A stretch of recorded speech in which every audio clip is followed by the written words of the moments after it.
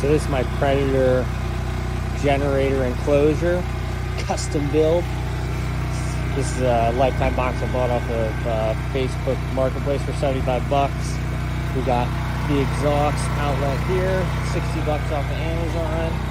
Got the inlet off of Amazon, 20 bucks. So pretty affordable there.